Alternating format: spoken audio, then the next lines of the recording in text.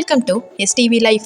இன்னைக்கு வீடியோவில் என்ன பார்க்க போகிறோன்னா, இன்னைக்கு தமிழ்நாட்டையே தன்னோட அன்பால் மட்டும் கட்டி போட்ட கேப்டன் விஜயகாந்த் அவர்களோட வாழ்க்கை வரலாறு தான் பார்க்க போகிறோம். இன்னைக்கு மண்ணை விட்டு பிரிஞ்சாலும் தமிழக மக்களோட மனசை விட்டு என்றைக்குமே பிரிய மாட்டாருன்னு சொல்லிக்கிட்டு இந்த வீடியோவை ஸ்டார்ட் பண்ணுறேன். விஜயகாந்த் அவர்கள் ஆகஸ்ட் 25, 1952 வருஷம் பிறந்திருக்காரு. விஜயகாந்த் அவர்களோட தந்தை பேரு KN அழகர் சுவாமி, தாயார் பேரு ஆண்டாள் அழகர் சுவாமி. விஜயகாந்த் அவர்களோட இயற்பெயர் என்னன்னா நாராயணன் விஜயராஜ் அழகர் சுவாமி. விஜயகாந்த் அவர்கள் நிறைய சினிமாக்கள் பார்த்து அவருக்கு சினிமா மேல ரொம்பவும் இன்ட்ரெஸ்ட் ஸ்டார்ட் ஆயிருக்கு. அதனால அவருக்கு ஒரு ஆக்டர் ஆகணும்னு சொல்லி சின்ன வயசுல இருந்தே ஆசையும் இருந்திருக்கு. ஸோ ஆக்டிங்ல இன்ட்ரெஸ்ட் இருக்கனால தன்னோட படிப்புல இன்ட்ரெஸ்ட் கொஞ்சம் குறைஞ்சும் இருக்கு. ஸோ அந்த படிப்புல ஆர்வம் குறைஞ்சதுனால தன்னோட படிப்பை விட்டுட்டு தன்னோட அப்பாவோட தொழிலுக்கு உதவி செய்யவும் ஸ்டார்ட் பண்ணியிருக்காரு.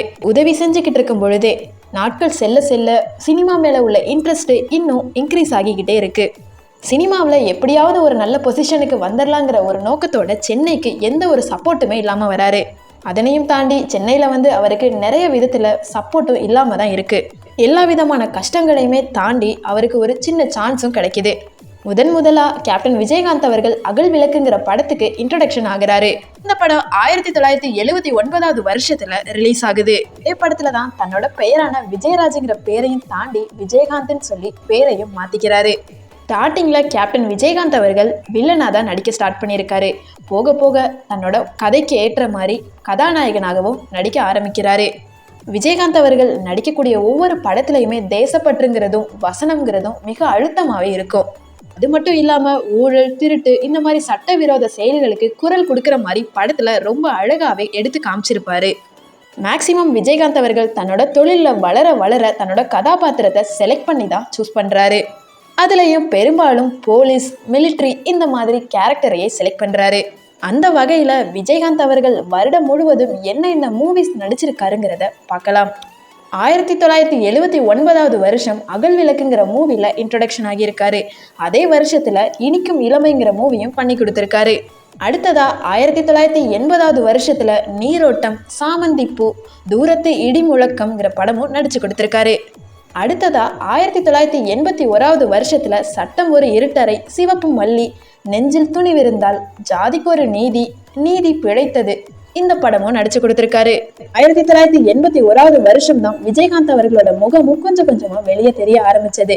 அதுலயும் சட்டம் ஒரு இருட்டறை மூவியும் விஜயகாந்த் அவர்களுக்கு ஒரு நல்ல பொசிஷனையே கொடுத்ததுன்னு சொல்லலாம். அடுத்ததா 1982 வருஷத்துல பார்வையின் மறுபக்கம், சிவந்த கண்கள், சட்டம் சிரிக்கிறது, பட்டணத்து ராஜாக்கள், ஓம் சக்தி, ஆட்டோ ராஜா படமும் இந்த வருஷங்கள்ல நடிச்சு கொடுத்திருக்காரு. 1983 வருஷம்னு பார்த்தோம்னா சாட்சி, டவுரி கல்யாணம், நான் சூட்டிய மலர். ஒரு மனுஷன் ஒரு வருஷத்துக்கு தன்னால் முடிஞ்ச வரைக்கும் எவ்வளவு படம் வேணாலும் நடிக்கலாம். ஆனால் இந்த மாதிரி வரலாற்றிலேயே முடியாத அளவுக்கு இந்த வருடம் முழுவதும் ரெஸ்டே இல்லாமல் 15-18 படங்கள் வரைக்கும் நடிச்சு கொடுத்துருக்காரு விஜயகாந்த் அவர்கள். இதுலேயும் 1984 வருஷம்னு பார்த்தோன்னா மதுரை சூரன், மெட்ராஸ் வாத்தியார், வெற்றி, வேங்கையின் மைந்தன், நாளை உனது நாள், 100வது நாள், குடும்பம், மாமன் மச்சான், குழந்தை இயேசு, சத்தியம் நீயே, தீர்ப்பு என் கையில், இது எங்க பூமி, வெள்ளை புறா ஒன்று, வைதேகி காத்திருந்தாள், நல்ல நாள், ஜனவரி 1, சபாஷ், வீட்டுக்கு ஒரு கண்ணகி இவ்வளவு படங்களும் 1984 வருஷம் மட்டும் நடிச்சு கொடுத்திருக்காரு கேப்டன் விஜயகாந்த் அவர்கள்.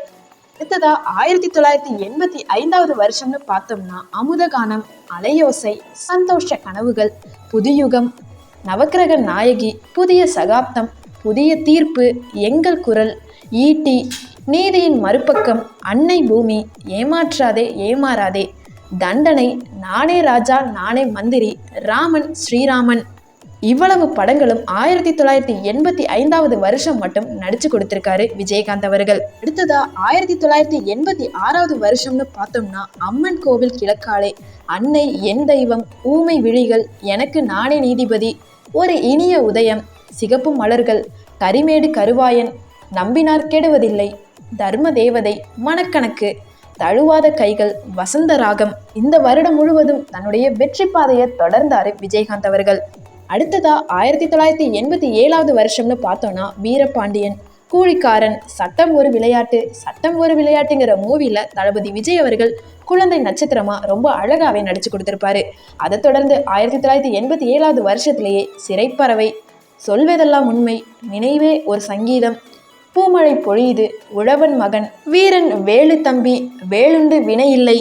அதை தொடர்ந்து 1988 வருஷம்னு பார்த்தோன்னா உழைத்து வாழ வேண்டும், உள்ளத்தில் நல்ல உள்ளம், காலையும் நீயே மாலையும் நீயே, செந்தூர பூவே, தம்பி தங்க கம்பி, தெற்கத்தி கல்லன், தென்பாண்டி சீமையிலே, நல்லவன், பூந்தோட்ட காவல்காரன், மக்கள் ஆணையிட்டாள்.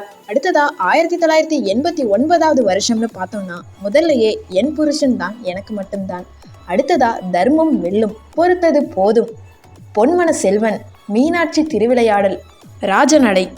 அடுத்ததா 1990 வருஷம்னு பார்த்தோன்னா சத்திரியன், என்கிட்ட மோதாதே, சிறையில் பூத்த சின்ன மலர், சந்தனக்காற்று, மாணிக்கம்ங்கிற கேரக்டரில் புது பாடகன், புலன் விசாரணை. இதே வருஷமான 1990 வருஷத்திலேயே ஜனவரி 31 பிரேமலதாங்கிறவங்கள திருமணம் பண்ணிக்கிட்டாரு விஜயகாந்த் அவர்கள்.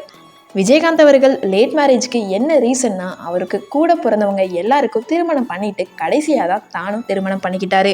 விஜயகாந்த் அவர்களுக்கு விஜய பிரபாகரன், சண்முக பாண்டியன்கிற 2 மகன்களும் இருக்காங்க.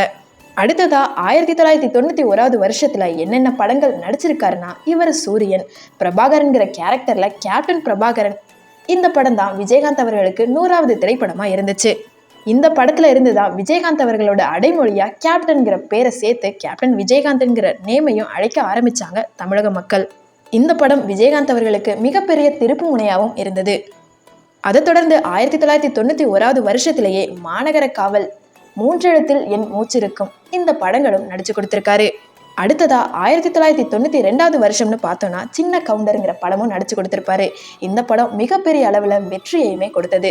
அடுத்ததா பார்த்தோம்னா பரதன், அடுத்ததா ஒரு சின்ன கேரக்டர்ல தாய்மொழி, அடுத்து மாணிக்கம்ங்கிற கேரக்டர்ல காவிய தலைவன்கிற படமும் நடிச்சு கொடுத்திருப்பாரு கேப்டன் விஜயகாந்த் அவர்கள். அடுத்ததா 1993 வருஷம்னு பார்த்தோம்னா கோவில் காளை, ஏழை ஜாதி, சக்கரை தேவன், ராஜதுரை, எங்க முதலாளி, செந்தூர பாண்டியன்கிற கேரக்டர்ல செந்தூர பாண்டிங்கிற படமும் ரொம்ப அழகாவே நடிச்சிருப்பாரு. இந்த டைம்ல ரிலீஸ் ஆன அத்தனை படங்களுமே 100 நாட்களை தாண்டி தான் ஓடுனதா சொல்லப்படுது. அடுத்ததா 1994 வருஷம்னு பார்த்தோம்னா சேதுபதி IPS, ஆனஸ்ட் ராஜ், சிவாங்கிற கேரக்டர்ல பதவி பிரமாணம், ஆறுசாமிங்கிற கேரக்டர்ல என் ஆசை மச்சான், பெரிய மருதுங்கிற கேரக்டர்ல பெரிய மருதுங்கிற படமும் நடிச்சு கொடுத்திருக்காரு. அடுத்ததா விஜயகாந்த் அவர்கள் 1995 வருஷத்துல சண்முக பாண்டியன்கிற கேரக்டர்ல கருப்பு நிலா படமும் நடிச்சிருக்காரு. அதே வருஷத்துல மூர்த்திங்கிற கேரக்டர்ல திருமூர்த்தி, பாலுங்கிற கேரக்டர்ல காந்தி பிறந்த மண்கிற படமும் நடிச்சு கொடுத்திருக்காரு. அடுத்ததா 1996 வருஷம்னு பார்த்தோம்னா சக்திவேல்ங்கிற படத்துல தாயகம்ங்கிற படமும் நடிச்சு கொடுத்திருப்பாரு. அந்த படம் மிகப்பெரிய அளவுல ஹிட்டையும் கொடுத்திருக்கு. அந்த படத்துக்கு கௌரவம் கொடுக்கும் விதமா தமிழ்நாடு கவர்மெண்ட் அவார்டும் வாங்கியிருக்காங்க. அது மட்டும் இல்லாம அதே வருஷத்துல தமிழ்ச்செல்வன், அலெக்சாண்டர்ங்கிற படமும் ரிலீஸ் ஆயிருக்கு. அடுத்ததா 1997 வருஷம்னு பார்த்தோம்னா தர்ம சக்கரம், சக்கரவர்த்திங்கிற கேரக்டர்லயும் நடிச்சு கொடுத்திருப்பாரு. அடுத்ததா கேப்டன் விஜயகாந்த் அவர்கள் 1998 வருஷத்துல உளவுத்துறைங்கிற படத்துல வசந்த் பெரியசாமிங்கிற கேரக்டர்ல நடிச்சிருப்பாரு. இது கேப்டன் விஜயகாந்த் அவர்களுக்கு 125வது படமாகவும் இருந்திருக்கு. அடுத்ததா தர்மா, வீரம் விளைச்சல் மண்ணு. அடுத்ததா கமலக்கண்ணன்கிற கேரக்டர்ல கள்ளழகர்ங்கிற படம் 1999 வருஷம் நடிச்சு கொடுத்திருப்பாரு. அடுத்ததா மிகப்பெரிய ஹிட்டான பெரியண்ணாங்கிற படமும் நடிச்சு கொடுத்திருப்பாரு. அடுத்ததா அனைத்து மக்களிடமே போய் சேர்ந்த படமான கண்ணு பட போகுதையா படமும் ரொம்ப அழகாவே நடிச்சு கொடுத்திருக்காரு. அடுத்ததா 2000 வருஷத்துல பார்த்தோம்னா வானத்தை போலங்கிற படம் வெள்ளைச்சாமிங்கிற கேரக்டர்ல ரொம்ப அழகாவே நடிச்சு கொடுத்திருப்பாரு. அந்த படத்தோட சாங்ஸும் சரி, மியூசிக்கும் சரி, கதையும் சரி ரொம்ப அழகாவே பேசப்படும் பொருளா இருக்கு. இன்னைக்கு வரைக்குமே அந்த படம் பல மக்களோட மனசுலயும் இருக்கு. அடுத்ததா பார்த்தோம்னா வல்லரசு, சக்திவேல்ங்கிற கேரக்டர்ல சிம்மாசனம்ங்கிற படமும் நடிச்சு கொடுத்திருக்காரு. அடுத்ததா 2001 வருஷம்னு பார்த்தோம்னா வாஞ்சிநாதன்கிற கேரக்டர்ல வாஞ்சிநாதன் படம், நரசிம்மாங்கிற கேரக்டர்ல நரசிம்மா, விஜயகாந்த்ங்கிற கேரக்டர்ல விஸ்வநாதன், ராமமூர்த்திங்கிற படமும் நடிச்சு கொடுத்திருக்காரு. இதுல ஒரு சின்ன ரோலா இருந்தாலும் ரொம்ப அழகாவே நடிச்சு கொடுத்திருப்பாரு. அதை தொடர்ந்து அதே வருஷத்துல தவசிங்கிற படமும் நடிச்சு கொடுத்திருப்பாரு. இதுல டபுள் ஆக்ஷனா இருந்தாலும் ரொம்ப அழகாவே அந்த கேரக்டரை எடுத்து சொல்லியிருப்பாரு. அடுத்ததா 2002 வருஷம்னு பார்த்தோம்னா ராஜ்யம், தேவன், ரமணாங்கிற படம், பட்டி தொட்டி எல்லாமே மிகப்பெரிய அளவுல வெற்றியை கொடுத்தது. அடுத்ததா 2003 வருஷம்னு பார்த்தோம்னா சொக்கத்தங்கம், தென்னவன்கிற கேரக்டர்ல தென்னவன்கிற படமும் எடுத்து கொடுத்திருக்காரு. அதை தொடர்ந்து 2004 வருஷம்னு பார்த்தோம்னா எங்கள் அண்ணா பிரபாகருங்கிற கேரக்டர்லயும், கஜேந்திராங்கிற படம், ஐயனாருங்கிற கேரக்டர்ல நிறைஞ்ச மனசுங்கிற படமும் நடிச்சு கொடுத்திருக்காரு. அடுத்ததா 2005 வருஷத்துல மாயாவிங்கிற படம், 2006 வருஷத்துல சுதேசி, பேரரசு, சிவராமன்கிற கேரக்டர்ல தர்மபுரிங்கிற படமும் எடுத்து கொடுத்திருக்காரு. அடுத்ததா 2007 வருஷத்துல சபரிங்கிற படமும் எடுத்து கொடுத்திருக்காரு. இந்த படம் மிகப்பெரிய அளவுல வெற்றியை தொட்டது. அடுத்ததா 2008 வருஷம்னு பார்த்தோம்னா அரசாங்கம்ங்கிற படமும் எடுத்து கொடுத்திருக்காரு. இது கேப்டன் விஜயகாந்த் அவர்களோட 150வது படமாகவும் இருந்திருக்கு. அடுத்ததா 2009 வருஷம்னு பார்த்தோம்னா அண்ணாமலை ராஜாங்கிற கேரக்டர்ல மரியாதைங்கிற படமும் நடிச்சு கொடுத்திருக்காரு. அதோட மகேந்திரன்கிற கேரக்டர்ல எங்கள் ஆசான்கிற படமும் நடிச்சிருக்காரு. அடுத்ததா 2010 வருஷத்துல விருதகிரி, 2015 வருஷத்துல தன்னோட மகனுக்காக சகாப்தன்கிற படத்துல ஒரு கேரக்டராகவும் நடிச்சு கொடுத்திருப்பாரு. அதுக்கடுத்து தொடர்ந்து விஜயகாந்த் அவர்கள் என்ன படம் எடுத்தாலும் கைவிடப்பட்டதாவே சொல்லப்படுது. அதுக்கு என்ன காரணம்னா, கேப்டன் விஜயகாந்த் அவர்கள் 1993 வருஷத்திலேயே தன்னோட அரசியல் பயணத்தையுமே ஸ்டார்ட் பண்ணியிருக்காரு. தன் பயணத்தை தொடர்ந்தது மட்டும் இல்லாம அதே வருஷத்துல 1993 வருஷத்திலேயே எந்த ஒரு சப்போர்ட்டுமே இல்லாம சுயேட்சையா நின்று வெற்றியையுமே பெற்றிருக்காரு. இந்த வெற்றியையுமே தாண்டி 2005 வருஷத்துல தன்னோட கட்சியான தேசிய முற்போக்கு திராவிட கழகம், அதாவது தேமுதிகங்கிற கட்சியையுமே தனக்காக ஆரம்பிச்சிருக்காரு. அதோட தன்னோட ரசிகர் மன்ற தலைவரான ராமு வசந்தன் அவர்களை தன்னோட கட்சி பொதுச் செயலாளராகவும் மாத்திக்கிட்டாரு. அதை தொடர்ந்து 2006 வருஷத்துல தமிழ்நாடு மாநில சட்டமன்ற தேர்தலில் விருதாச்சலம் தொகுதியில இருந்து வெற்றி பெற்று தமிழக சட்டப்பேரவை உறுப்பினரா பணியாற்றினாரு விஜயகாந்த் அவர்கள். விஜயகாந்த் அவர்கள் மக்களால் புரட்சி கலைஞர், கேப்டன், கருப்பு எம்ஜிஆர் இந்த மாதிரி என்ன சொன்னாலும் ஏற்றுக்கொள்ளக்கூடிய பட்டமாக தான் இருக்குது. அது மட்டும் இல்லாமல் தன்னோட கௌரவத்தை சிறப்பிக்கும் விதமாக கவர்மெண்ட்டே நிறைய விருதுகளும் கொடுத்துருக்கு. 1994 வருஷம் எம்ஜிஆர் அவார்டும் வாங்கியிருக்காரு. அதோட 2009 வருஷம் சிறந்த தமிழ் திரை நட்சத்திரத்திற்காக ஃபிலிம்ஃபேர் அவார்டும் வாங்கியிருக்காரு. இன்னும் அவருடைய திறமையை சிறப்பிக்கும் விதமா 2001 வருஷம் திரு விஜயகாந்த் அவர்களுக்கு கலைமாமணி விருதும் வழங்கப்பட்டிருக்கு. இவ்வளவு அவார்ட்ஸ் மட்டும் இல்லாம இன்னும் பல அவார்டுகளையுமே வாங்கியிருக்காரு திரு விஜயகாந்த் அவர்கள். கேப்டன் விஜயகாந்த் அவர்கள் தமிழ் ஆக்டரா மட்டும் இல்லாம தமிழ் திரைப்பட சங்க தேர்தலில் போட்டியிட்டு வெற்றி பெற்று அந்த சங்கத்துல ஆல்ரெடி இருந்த பல லட்ச கடனை தான் ஒரு ஆளோட தலைமையில சரிப்படுத்தி அதை கிளியரும் பண்ணியிருக்காரு. அந்த கடன்களை அடைச்சது மட்டும் இல்லாம தன்னோட திரைப்பட சங்கத்தை இன்னும் ஒரு படி முன்னணியிலையுமே கொண்டு வந்திருக்காரு விஜயகாந்த் அவர்கள். அது மட்டும் இல்லாம பல நடிகர்களுக்கு முன்னேறுவதற்கு மிகப்பெரிய உதாரணமாகவும் உதவியாகவும் மிகப்பெரிய அளவுல ஹெல்ப்பும் பண்ணியிருக்காரு. அது மட்டும் இல்லாம தன்னோட ப்ரொடக்ஷன்லையுமே சரி, தன்னோட ஆஃபீஸ்லையும் சரி, தன்னோட வீட்லையுமே சரி, கதாநாயகன் என்ன சாப்பிட்றாரோ கடைசியில வேலை பார்க்குறவங்க வரைக்கும் ஒரே மாதிரியான உணவுனே கொண்டு வந்த ஒரே மனிதர் விஜயகாந்த் அவர்கள் மட்டும்தான். ஒரு காலத்துல ஒரு குறிப்பிட்ட அளவு தான் உணவு தரப்பட்டுக்கிட்டு இருந்துச்சு. அந்த உணவோட அளவை அளவற்ற முறையில இருக்கும்படி கொண்டு வந்த ஒரே நடிகர் விஜயகாந்த் அவர்கள் மட்டும்தான். அது மட்டும் இல்லாம எந்த ஒரு நடிகரும் சரி, எந்த ஒரு மக்களும் சரி, எந்த ஒரு அரசியல்வாதியும் சரி, என்னதான் தன்னோட தொழிலுக்கும் அவருக்கும் போட்டியாக இருந்தாலுமே மனதளவுல வெறுக்காத ஒரே மனிதர் கேப்டன் விஜயகாந்த் மட்டும்தான். அப்படிப்பட்ட விஜயகாந்த் அவர்கள் கொஞ்ச நாள் வெண்டிலேட்டரோட ஹெல்ப்போட தன்னோட சிகிச்சையுமே பெற்றுக்கிட்டே இருந்தாரு. கடைசியா கொரோனா தொற்று உறுதியான காரணத்தினால எந்த ஒரு சிகிச்சையுமே பலன் இல்லாமல் போனதுனால 28 டிசம்பர் 2023 அன்னைக்கு இந்த உலகத்தை விட்டு மறைஞ்சிட்டாரு. விஜயகாந்த் அவர்களோட மறைவுக்கு இந்தியா சினிமா முழுவதும் சரி, இந்தியாவில் உள்ள அனைத்து அரசியல் கட்சிகள் சைடும் இருந்தும் சரி, முக்கியமாக தமிழகத்தில் அனைத்து இடங்களில் இருந்துமே அவருக்கு இரங்கல் தெரிவிக்கப்பட்டது. எவரிடமுமே எந்த ஒரு வெறுப்பையுமே சம்பாதிக்காதவர், அன்பு நட்பு மட்டுமே சம்பாதிச்சவர். உதவினா ஓடி போய் செஞ்சு கொடுத்துருவாரு. பசின்னு சொல்லி வந்தவங்களுக்கு இன்னைக்கு வரைக்கும் வெறும் வயிறா அனுப்புனது கிடையாது.